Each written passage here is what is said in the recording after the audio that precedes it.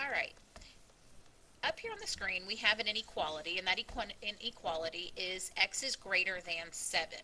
So just to refresh your memory, this symbol means greater than, this means less than, this is greater than or equal to, and this means less than or equal to. And if you see an equal sign with a line through it, that means not equal. So with this inequality, what an inequality is you're saying, well, it's different from an equation, because an equation, like if you have x is equal to 7, you're saying that x is equal to 7 for this particular example all the time. That's the only answer. That's the only possible thing. Well, here with this example, x is greater than 7, you're saying x can be anything greater than 7, just not 7. It can be 7.1, it can be 7.01, it can be 100. It just cannot be 7, and it can't be anything less than 7. So when you're graphing inequalities on a number line, the purpose of graphing them is to show all the possible solutions. And this will probably make more sense in a second when I show you some equations. But x is greater than 7. When I want to demonstrate that on a number line, notice here we've got our number line. This particular number line goes from -10, here's 0, and it goes all the way up to +10.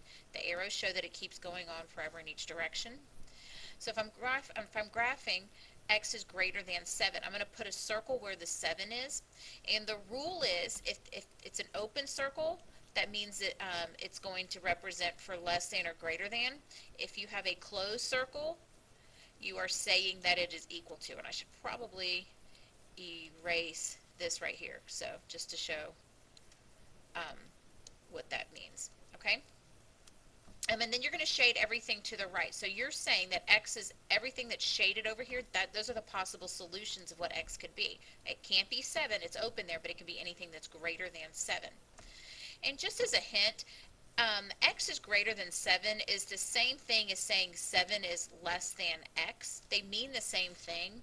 You can flip-flop it and swap the direction of the arrow. But the reason I prefer to write it this way is because this arrow tells you the direction of what you're shading. So it just makes it a little bit easier when you're shading to say, okay, this arrow is pointing in this direction, so that's the direction that I'm going to shade. X is greater than or equal to -3. If I want to plot that on a number line, I'm going to put a circle here, but because it could be equal to -3, I'm going to shade it in. And x is greater than or equal, so that means the arrow is pointing that way, so I'm going to shade everything here to the right. So all these numbers are greater than 3, and then of course 3 is equal to 3. So these are all the possible solutions here that would fit in that. That would make that number percentage true. All right, x is less than -4. Here's the -4. I'm not filling it in because it's not equal to -4. And then I'm going to shade everything here to the left because that arrow is pointing to the left. So again, these are all the possible solutions that would make that number percentage true. And now we have x is less than or equal to 0. Here's the 0, and I'm going to fill it in because it could be equal to 0. And again, the arrow is pointing to the left, so I'm going to shade everything here pointing to the left. Like that. Those are all the possible values that are less than or equal to 0. Now with equations, or with inequalities, solving them is very similar to solving equations. Not completely the same for all examples, which I'll show you in a second, but for most of them it is. So if I'm solving this inequality, x plus 5 is greater than -2. To solve this, I'm going to subtract 5 from both sides, and when I do that, I'm left with x is greater than -2 minus 5 is -7. So to plot this on the number line, I'm going to say x is greater than -7, put a circle here, and I'm going to shade everything over here to the right. So what this means is all these parts that are shaded are possible solutions to this inequality. I could pick one. 0. Is 0 plus 5? 0 plus 5, that's equal to 5, so that's greater than -2. That's a possible solution. -6. -6 plus 5 is -1. -1 is greater than -2. Again, the -7 is not colored in, so that means that -7 is not a solution. But I could say -7.5, or I'm sorry, -6.5, which is really close to -7. -6.5 plus 5 is -1.5, which is greater than -2. Here we've got x minus 8 is greater than 3. So we can solve this inequality by adding 8 to each side.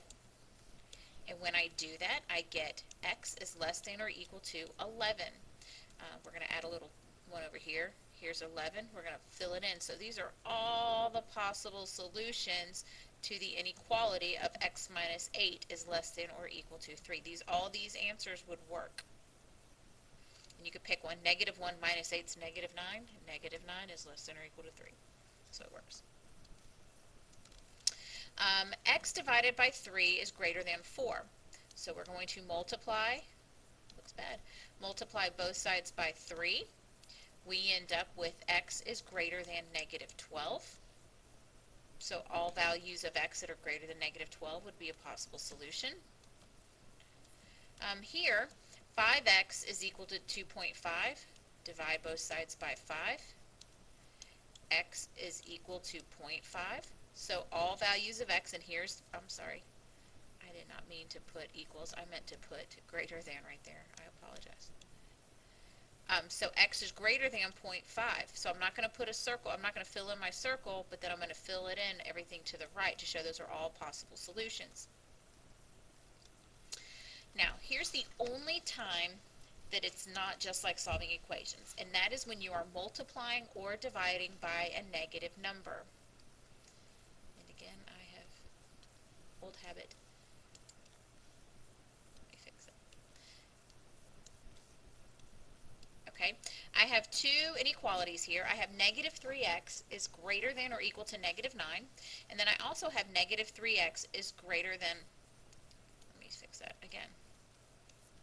Okay, negative 3x is greater than or equal to negative 9, and then I have 3x is greater than or equal to negative 9. The reason I did this is I wanted to show you that these two inequalities, the only difference here is that this is a negative 3x and this is a positive 3x because there's not a symbol there. Okay, so you're going to start off solving them the same way. I'm going to divide this side by negative 3, divide this side by negative 3. I get positive 3 over here. Well, over here, when I divide by 3 and I divide by 3, I get that x and I get is greater than or equal to negative 3. Well, here, however, because I'm dividing this side by negative 3, I have to change the direction of my inequality.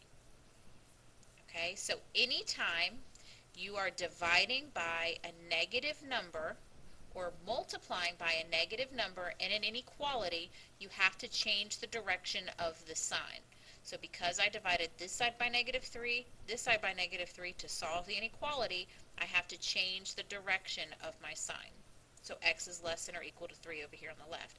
Over here, this is negative, but I'm not dividing by a negative number, so I didn't change the direction. The direction stays the same here. Okay, so let's do one more example.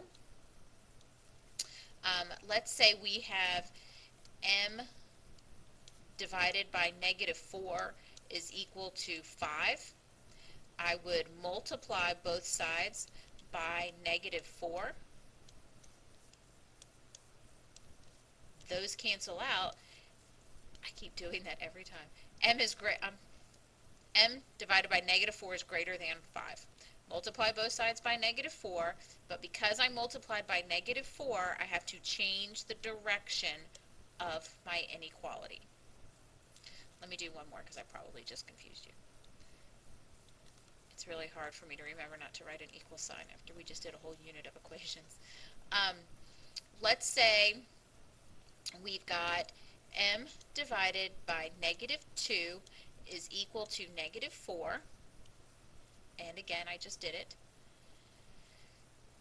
And then I've got m divided by 2 is greater than negative 4. Okay, so again, I apologize. I know I'm confusing you. Okay. M divided by negative 2 is greater than negative 4. So to solve this, we're going to multiply both sides by negative 2. These cancel out, so m is less than 8. Because I had to multiply by a negative number, I changed my sign. However, over here to solve this equation, I'm going to multiply by 2, multiply this side by 2. I am not multiplying by a negative number. Yes, I have a negative number here, but because I'm not multiplying by a negative number, I am not changing the sign. So this is m is greater than negative 8.